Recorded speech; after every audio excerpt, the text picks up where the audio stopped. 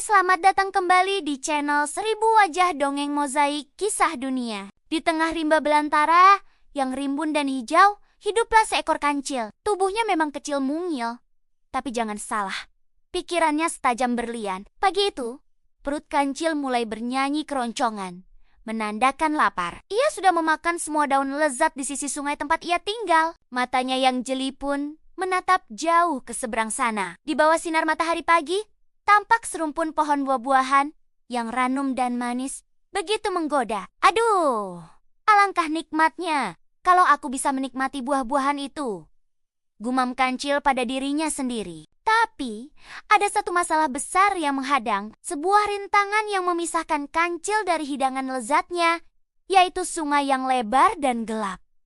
Sungai itu bukan sembarang sungai, ia adalah rumah bagi sekumpulan besar buaya, reptil-reptil raksasa dengan taring tajam dan kulit bersisik tebal. Setiap buaya di sana terkenal buas dan selalu siap menerkam mangsa yang lengah. Kalau nekat melompat ke air, itu sama saja dengan menyerahkan diri sebagai sarapan pagi mereka. Kancil pun berjalan mondar-mondir di tepi sungai.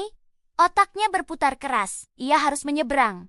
Tapi bagaimana caranya? Mengandalkan kekuatan fisik jelas bukan pilihan. Kancil tahu betul, satu-satunya senjata andalannya adalah kecerdasan. Tiba-tiba, sebuah ide cemerlang muncul di benaknya.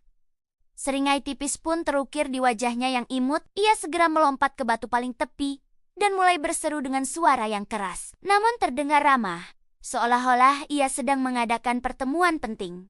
Hei, wahai semua penghuni sungai, apakah kalian ada di sana? Tak lama kemudian, air sungai mulai bergejolak perlahan. Dari dalam air, muncul sesosok buaya paling besar dan paling menakutkan. Dia adalah Raja Buaya, pemimpin mereka. Mata kuningnya menatap curiga ke arah kancil yang kecil mungil itu. Siapa yang berani mengganggu tidur siangku? Geram Raja Buaya. Apakah kau ingin menjadi santapanku hari ini, kancil kecil? Anehnya, kancil sama sekali tidak menunjukkan rasa takut. Ia justru memasang wajah penting dan serius. Tunggu dulu Raja Buaya. Kedatanganku bukan untuk menjadi santapan. Justru sebaliknya, aku datang membawa kabar baik dari Raja Hutan. Mendengar nama Raja Hutan disebut, buaya-buaya lain mulai penasaran dan bermunculan ke permukaan. Mereka berenang mendekat, membentuk barisan setengah lingkaran di dekat tepi sungai. Raja Hutan baru saja mengadakan pesta besar. Lanjut kancil dengan nada riang, dan Raja Hutan ingin tahu, mana yang lebih banyak? Apakah hewan di darat atau hewan di air? Oleh karena itu, ia menyuruhku untuk menghitung kalian semua, para buaya perkasa. Raja Buaya mengernyitkan dahi. Ia merasa tersanjung sekaligus bingung. Menghitung kami, untuk apa? Tentu saja untuk hadiah spesial, jawab kancil.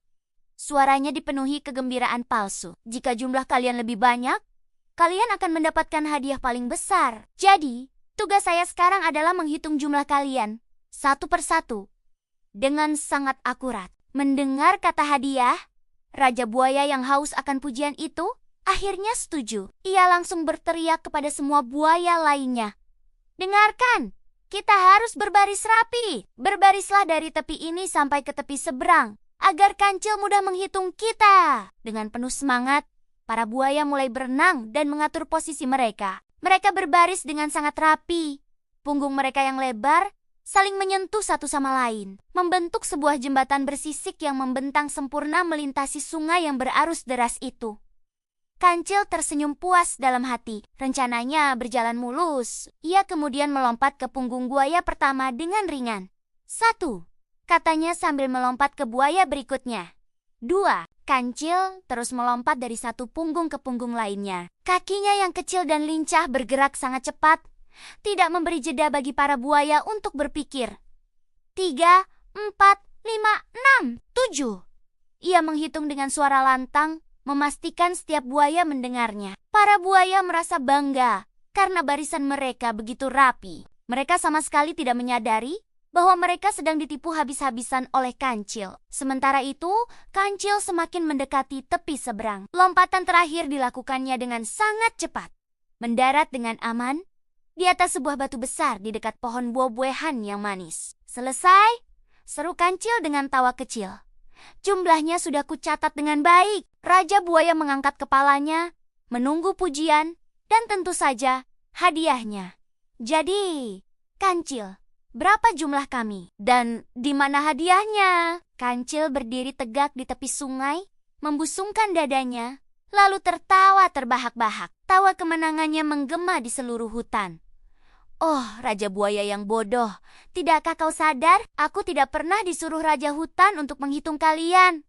Apalagi membawa hadiah. Aku hanya ingin menyeberang. Dan berkat bantuan kalian semua, kini aku bisa menikmati buah-buahan manis ini. Wajah Raja Buaya langsung berubah merah karena menahan marah. Ia akhirnya sadar telah dipermainkan oleh hewan sekecil Kancil. Seluruh buaya di sungai berteriak marah, membuat air sungai bergolak hebat. Namun, semua sudah terlambat. Kancil hanya melambaikan tangannya dari seberang. Terima kasih ya atas jembatan gratisnya, ucapnya.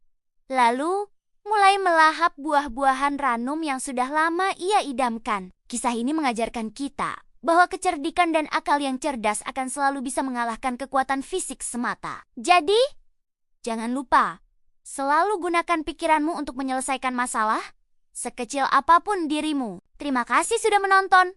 Jangan lupa subscribe untuk cerita menarik lainnya. Sampai jumpa.